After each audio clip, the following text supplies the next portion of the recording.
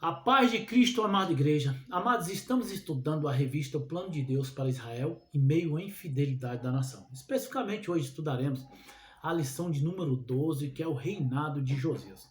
Antes quero lembrar aos irmãos que dia 19 é o Dia Nacional da Escola Dominical. Esta que nos dá conhecimento de Deus, conhecimento bíblico, né?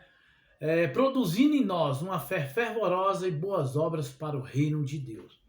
Amados, o reino de Josias. Texto áureo, ele se encontra em 2 Reis, no capítulo 22, versículo 8, que diz assim: Então disse o sumo sacerdote Ilquias ao escrivão Safã: Achei o livro da lei na casa do Senhor. E Ilquias deu o livro a Safã e ele o leu. Verdade prática, amados. Nos dias de hoje, Deus ainda levanta homens e mulheres dispostos a combater a cultura da idolatria que se perpetua através de gerações. O reinado de Josias, amados. Tinha Josias 8 anos de idade quando começou a reinar e reinou durante 30 anos, né, em Jerusalém, 640 a 609. E durante o reinado de Josias, né, o poder do Oriente Próximo, ele passou da Síria para a Babilônia. Josias foi o último rei que agradou o Senhor da linhagem de Davi, antes do exílio babilônico. Depois dele veio Jeoacás, Joaquim, Zedequias e Zedequias. Então sabemos que Judá, amado, tinha uma dinastia de 19 reis, e Josias foi o 15º rei, né? E um rei que agradou o Senhor. O último rei da linhagem de Davi que agradou o Senhor. Amados, no 18º ano do reinado de Josias, em seu reinado em 622, Josias tinha 26 anos. 26 anos. Ele mandou o escrivão Safã à casa do Senhor, dizendo a Ilquias, o sumo sacerdote, para que contasse o dinheiro e que trouxesse à casa do Senhor. Dinheiro tal que os guardas da porta ajuntaram do povo, e eles deveriam entregar a prata aos homens nomeados para supervisionar a reforma do templo. Reforma essa que foi esquecida pelos reis anteriores, Amazias, Uzias, Jotão, Acás, Manassés e Amon, pai de Josias. Amados, que eles praticavam reforma essa que precisava, porque os reis anteriores praticavam, né, idolatria, e praticando idolatria, o templo, a casa do Senhor, era esquecida. Então, devido a essa prática, a casa do Senhor foi esquecida. Tal arrecadação, né, era para suprir, pagar os trabalhadores e o material usado no templo, no templo do Senhor. E foi nessa reforma, amados, que o livro da lei, a Torá, que comumente conhecemos como Pentateuco, foi encontrado. E há uma possibilidade muito grande de Manassés ter destruído todas as outras cópias que não foram escondidas. Amados, e quando o livro foi lido diante do rei Josias, e quando esse livro foi lido diante do rei Josias, e que alguns acreditam que Safã pode ter lido Deuteronômio 28, onde se encontra as maldições da desobediência. Então, quando o rei Josias ao ouvir a palavra do Senhor e sabendo da gravidade que o povo se encontrava, um rei rasgou as suas vestes em reação, né? A reação dele foi de imediata contrição, espremida pelo sinal de lamentação e arrependimento. O sofrimento de Josias brotava, amados, da culpa de Judá. Então aqui Josias, né, a possibilidade de ter lido em Deuteronômio capítulo 19, onde se encontra as maldições da desobediência, e ao ler, né, o livro diante do rei, o rei toma ciência, né, do pecado. Aonde a luz, amados, as trevas têm que se dissipar. Conhecimento de Deus tem que gerar arrependimento, né? Conhecimento de Deus tem que gerar arrependimento. E isso que aconteceu na vida de Josias. Então, e ele viu aqui a gravidade em que a condição de pecado e a gravidade que o povo se encontrava, né? E essa culpa também foi confirmada pela consulta à profetisa, né?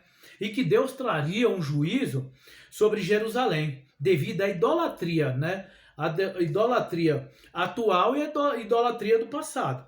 Mas a palavra pessoal para a vida de Josias é que ele morreria em paz. Amados, e essa promessa se baseou devido à mansidão e humildade de Josias diante da palavra do Senhor.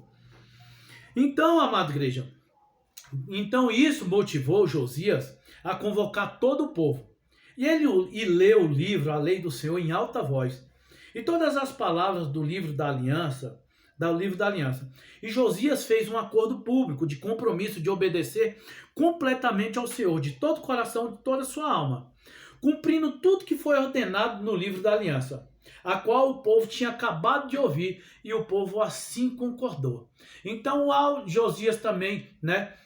Josias ouviu, e Josias também leu a palavra do Senhor para toda, né, a comunidade Judá. E toda a comunidade, amada igreja, fez um compromisso de obedecer a palavra do Senhor. E aqui começou, amada igreja, aqui se deu a reforma do rei Josias. Então a palavra chegou, amada igreja, transformação de mente acontecendo, arrependimento, contrição, acontecendo não somente na vida de Josias, mas também na tribo de Judá. Então aqui começa a reforma do rei Josias. Amados, o rei, ele ordenou que tirasse tudo que foi feito para cultuar Baal, e que relacionasse ao paganismo, e os queimou de fora de Jerusalém. Josias estipou a idolatria de Judá e tudo que foi inserido desde o reinado de Salomão, todas as coisas repugnantes aos olhos de Deus. Para a gente ter ideia de quem foi o rei Josias, não houve rei que fosse semelhante de todos os reis da linhagem de Davi, nem mesmo Davi. Nenhum rei se aproximou tanto da ideia da realeza que se encontra em Deuteronômio capítulo 17. Capítulo 17, versículo 14 ao 20. Que ali é exigências de um rei. Então então Josias, amado igreja, foi o rei que mais satisfez a exigência de Deus lá em Deuteronômio capítulo 17. Josias, ele satisfez, né, essa exigência de um rei. Exigência é essa que eu quero ler para vocês. O texto em Deuteronômio, ele diz bem assim: quando entrarem na terra que o Senhor lhe dá, e nela tiver estabelecido vocês disserem: queremos um rei que nos governe, como de todas as nações vizinhas. Tenham cuidado de nomear um rei que o Senhor Deus escolher. Ele deve vir dentre seus próprios irmãos. Não coloque um rei estranho como rei de vocês. Esse rei, porém, não deve adquirir muitos cavalos, nem fazer o povo voltar ao Egito para adquirir mais cavalos. Ele não deve tomar para si muitas mulheres.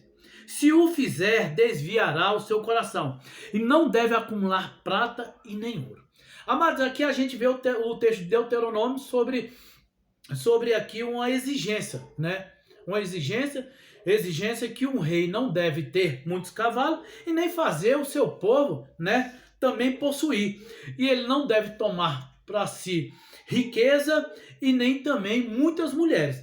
Então, amado, a gente logo vê aqui, né, Josias se identificando com essa palavra. A gente vê aqui Josias, ele se disponibilizando de verba para reforma da casa do Senhor. Não era um homem que era apegado a dinheiro e confiava naquelas pessoas que assim estava fazendo o trabalho, né?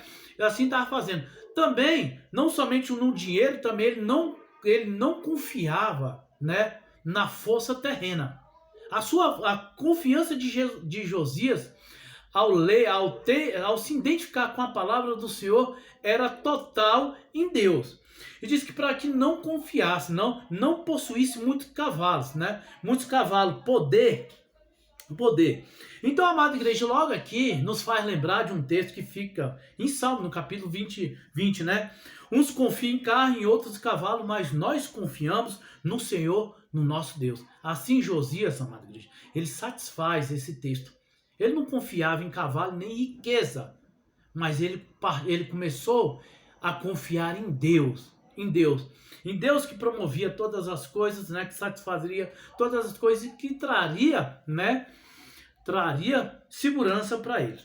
Amados, dando seguimento aqui em Jeremias também, tem um texto consoante a esse, que fica em Jeremias capítulo 9, 23, versículo 23, que diz assim: assim diz o Senhor, não se glorie o forte na sua força, nem o rico em sua riqueza. Se quer se gloriar, se glorie nisso, em conhecer-me, compreender-me e saber que sou um Deus que age com justiça, retidão e fidelidade. Aqui, amado igreja, você vê Josias ele satisfazendo. Josias ele não confiava na sua força e nem na riqueza. Ele começou a confiar no Senhor.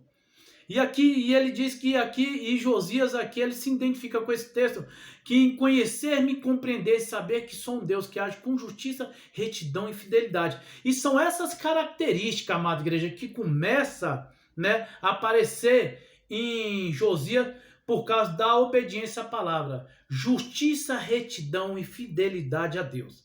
Então, por isso que o Josias é o rei que mais satisfaz a exigência de Deus, segundo Deuteronômio capítulo 17.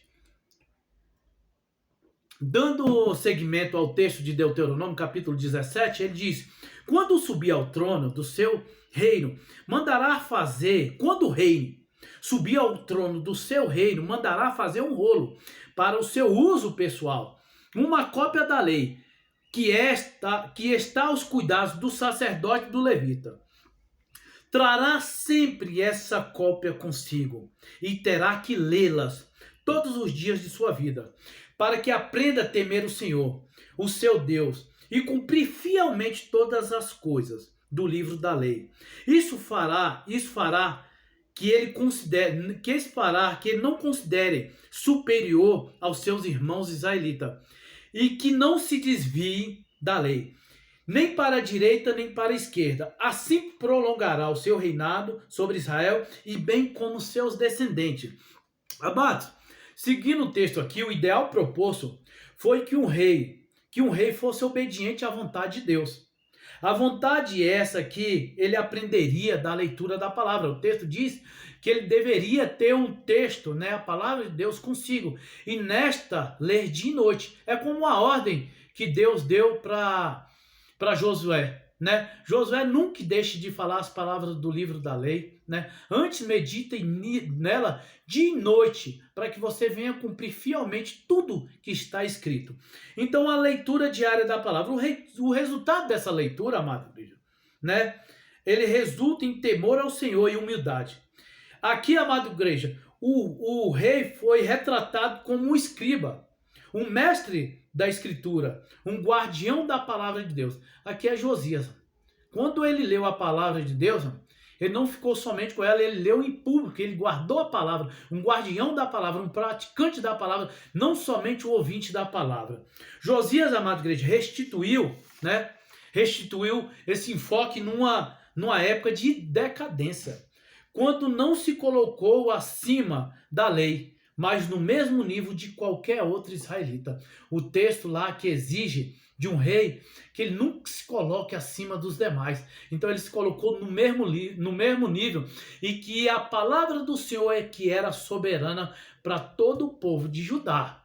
Então aqui a gente vê Josias satisfazendo a exigência de Deus. Um rei que se aproxima mais da vontade de Deus, segundo Deuteronômio capítulo 17.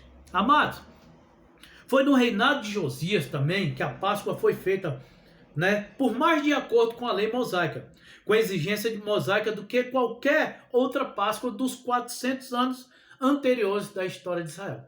Então a gente vê aqui, amada igreja, a palavra ela produzindo um efeito, que a Páscoa ela já tinha sido negligenciada, e aqui, amada igreja, eles trazem a parte, instituem a Páscoa, né, celebra a Páscoa de uma forma que é exigida por Deus. E foi muito apropriado eles celebrarem aquela Páscoa naquela época, porque muito apropriado para aquela situação, já que a Páscoa era uma festa de libertação, né? Uma passagem, a saída do Egito para a terra prometida.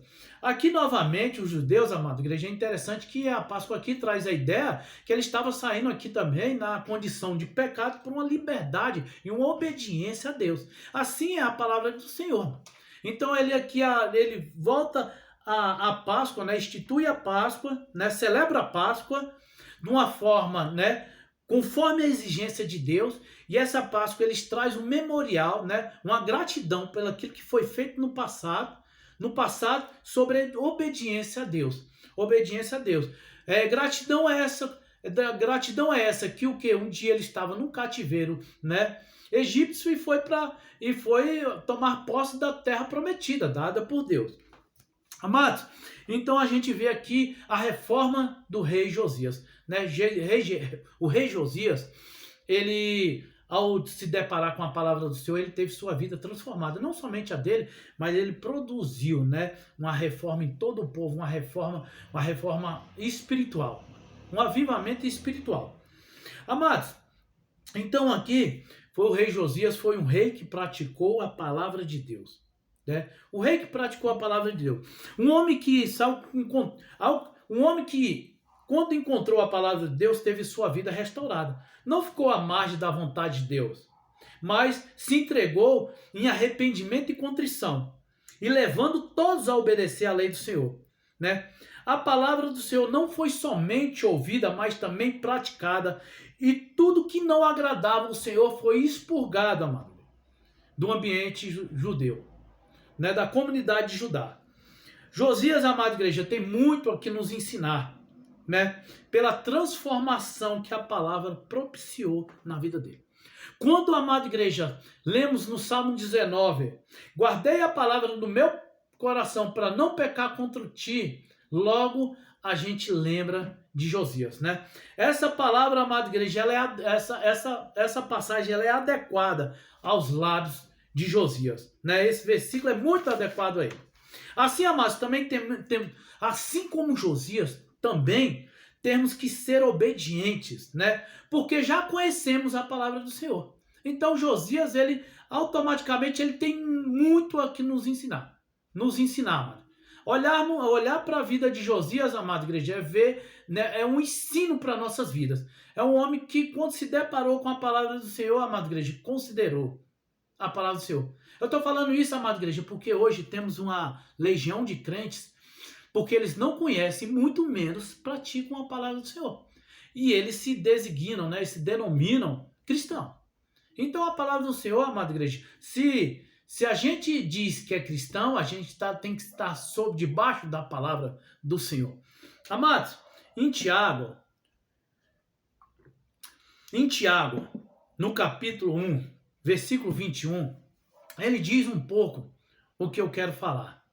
Ele diz que não sejamos praticantes, não apenas ouvintes da palavra do Senhor, enganando a si mesmo.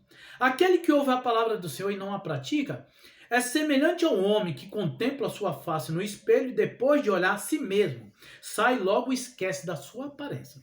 Amados, o cristão que se contenta em somente ouvir a palavra do Senhor estão cometendo um sério risco de cálculo espiritual. Assim como Josias somente não ouviu, mas praticou, assim devemos ser hoje, a igreja de hoje. Ouvir a palavra do Senhor e colocar em prática, né? Senão a gente está cometendo um sério risco de cálculo espiritual. O contemplar é olhar com cuidado a palavra do Senhor e cautela. Assim como o texto diz lá em Deuteronômio capítulo 17, levar todo dia, ter a palavra conosco, né? Ter a palavra conosco, levar todos os dias, ler e meditar a palavra todos os dias, né? Todos os dias. Então, é contemplar, olhar com cuidado e com cautela, e não olhar de modo casual daqueles que não praticam, que saindo logo esquece da imagem perfeita. Mas aquele que pratica, olha com atenção, observando as mudanças que precisam ser feitas e as melhorias que já foram produzidas. É assim, amada igreja, como que o cristão deve se comportar diante da palavra. Que não seja somente ouvinte da palavra do Senhor, mas sim praticante. Porque aquele que ouve a palavra e não pratica, é o homem que contempla o seu rosto natural no espelho e saindo logo esquece. Ele não consegue, né, ver as imperfeições. Ele esquece das imperfeições e essa palavra ele não produz transformação. Né? Lá em Mateus, no capítulo 27, a partir do versículo 24, diz que aquele que ouve estas minhas palavras, né, e não a pratica, é semelhante ao homem que contempla, que constrói a sua casa sobre a areia. Quando cai a chuva, quando submerge os rios, quando os ventos batem contra essa casa diz que grande é a ruína das pessoas que não praticam a palavra de Deus, que constrói sobre a areia e não sobre a rocha. Então, amada igreja, esse é o cuidado de termos, amado, de ser um praticante da palavra, assim como Josias foi. Considerar a palavra de Deus como regra em nossas vidas. Amados, a palavra do Senhor, ele deve fazer efeito em nossas vidas. E como não, porque a palavra do Senhor em nossas vidas, ela tem que ser como uma semente que cai em terra boa. Uma semente que vai produzir 30, 60 e 100 por um. Porque a palavra diz, a própria palavra de Deus, ela diz que nós somos limpos e santificados através dessa palavra, que é viva e permanente, viva e eficaz em nossas vidas. Amados, então para fazermos, né, essa transformação, ela tem que existir para a gente viver a verdade prática do ensino. Verdade prática que diz, mas nos dias de hoje, Deus ainda levanta homens e mulheres dispostos a combater a cultura da idolatria.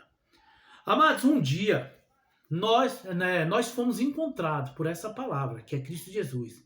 Essa palavra permanente, essa palavra verdadeira, essa palavra que produz, né? Produz essa palavra que movimenta, essa palavra que produz transformação, essa palavra viva que produz efeito para aqueles que creem.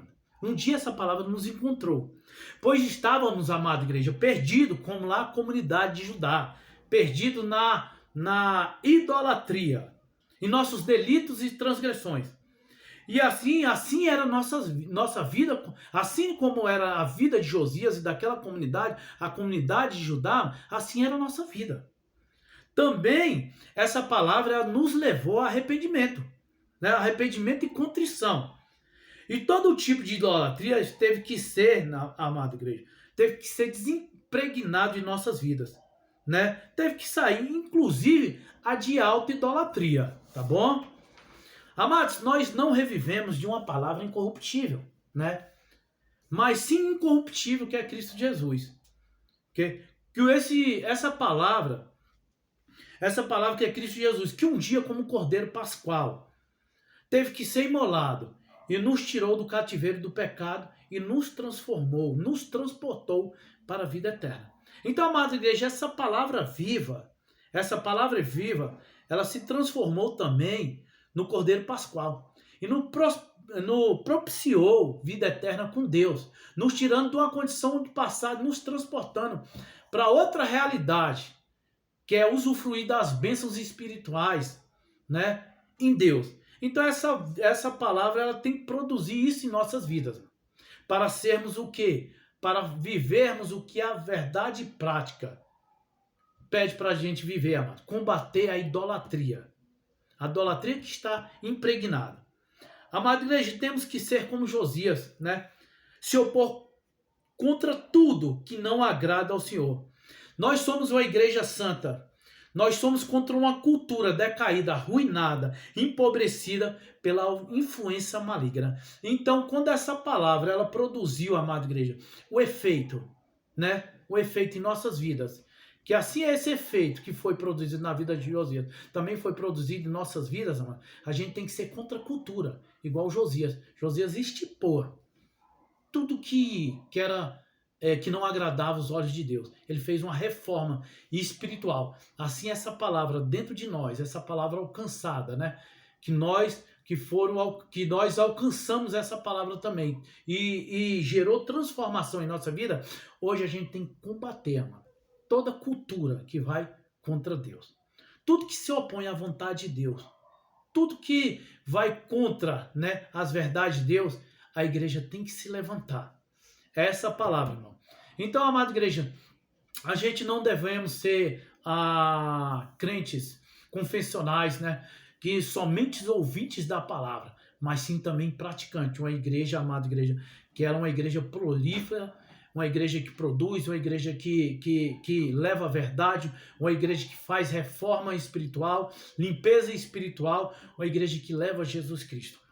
Uma igreja que está acima de qualquer cultura, uma igreja que está no céu, no reino de Deus, e com a igreja que somente, né, que é regida pela palavra do Senhor, que tudo que vem, a igreja que é regida pela palavra do Senhor, uma igreja que é conduzida por Cristo, né, que é o cabeça da igreja. Amados, quero agradecer cada um aqui pelo tempo que vocês disponibilizaram para ouvir a palavra e que vocês fiquem com a santa paz do Senhor e que não sejamos somente ouvintes da palavra, mas sim praticantes. Porque aquele que ouve a palavra e não a pratica é semelhante ao homem que contempla seu rosto natural no espelho e saindo logo esquece, né? Não consegue enxergar as imperfeições que tem que ser tiradas. Então, amada igreja, sejamos praticantes da palavra. O que denomina um crente, o que classifica um crente, um cristão, né, é a prática da palavra. Não é a confissão, mas sim a prática da palavra. Obrigado e que todos fiquem na paz de Cristo.